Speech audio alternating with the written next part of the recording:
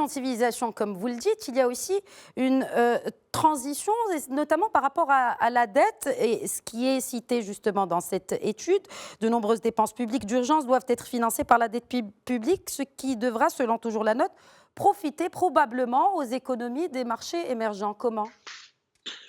Je rappelle que cette note a été élaborée sous les auspices de l'Institut marocain d'intelligence stratégique par Papa Demba Thiam, qui est l'un des économistes africains les plus respectés actuellement dans le monde, qui est un ancien haut responsable de la Banque mondiale, et il nous indique qu'il y a un changement de paradigme très important parce qu'au lendemain de la crise financière de 2008, l'instrument monétaire a été utilisé de manière massive à la fois par la Fed, par la Banque centrale américaine, mais également par la Banque centrale européenne, ce qui a entraîné une baisse des taux très importante. Face au Covid, on a vu l'utilisation à nouveau d'injections de capitaux massifs, mais qui va faire que les taux seront quasiment négatifs. Donc les seuls endroits où ceux qui ont encore du capital iront se tourner pour pouvoir trouver un petit peu de taux d'intérêt et un petit peu de retour, ce seront les pays émergents et ce seront les pays qui représenteront des alternatives viables à la surexposition des industries européennes et américaines à l'Asie.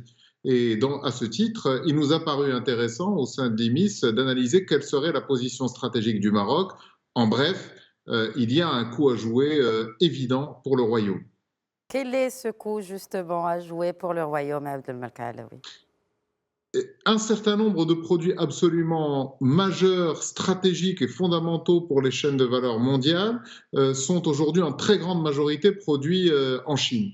Or, il va être essentiel pour des industries européennes ou pour des industries outre-Atlantique de pouvoir trouver de nouveaux hubs qui seront en capacité de pouvoir les alimenter de ces produits. Ça peut être dans l'automobile, mais ça peut être aussi dans l'industrie pharmaceutique, ça peut être dans la technologie, ça peut être dans énormément de domaines dans lesquels notre pays, le Maroc, est bien positionné pour pouvoir constituer une alternative crédible, pour peu que le pays arrive avec une offre de valeur internationale rapide au sortir de la crise.